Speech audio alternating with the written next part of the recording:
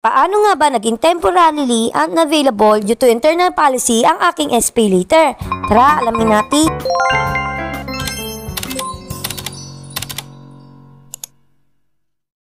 O-order dapat ako sa Shopee at gagamitin kong payment ang SPayLater. Sakto kasi kababayad ko rin lang naman. Tapos nung mag-checkout na ako is naging ganito yung nangyari. SPayLater ko daw ay temporary unavailable dahil sa internal policy. At magagamit ko daw siya ulit after March 18. So dumaan na yung March 18, nawala na rin yung pagka-frozen niya. Kaya nag-try ako ulit. Tapos nung mag-checkout na ako ay ganito naman ang nangyari. Temporarily unavailable pa rin siya. At same pa rin dahil nga sa internal policy at magagamit ko daw siya after naman ng March 21. Siyempre dahil nga nagtataka na ako, dahil talaga sa pagkakaalam ko ay wala naman akong nilabag na internal policy. So dali-dali ako nag-chat sa customer service. So ayan, nag-send ako ng picture na katunayan nga na March 21 pa nga daw. Tapos in-explain ko yung situation ko. Sabi dito ay nag-undergo daw sa cooling period ang SPayLater ko. So ang sabi nga internal policy. So inas ko, ano nga ba yung nalabag ko na internal policy? So ang sagot naman nila is wala naman daw silang makita. Kaya tuloy hindi ko talaga yung alam yung pinakadahilan kung bakit ako nagka-internal policy na issue. At ang sabi pa nila is gagawan daw nila ito ng report. So ito na nga, lumipas na yung ilang araw.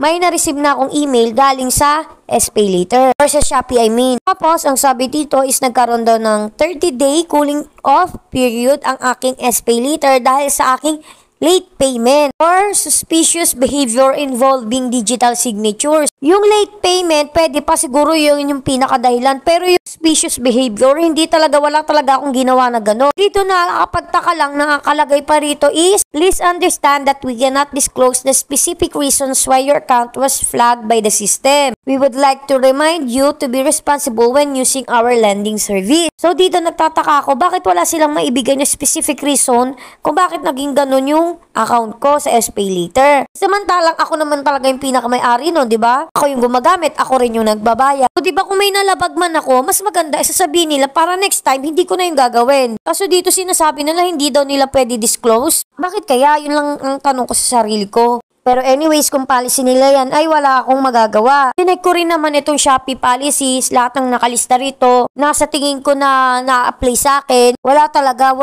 akong nalabag sa mga dito. Sa mga ito, I mean. Tapos nag-search din ako kung ano ba, kung meron mang lalabas dito na internal policy si Shopee.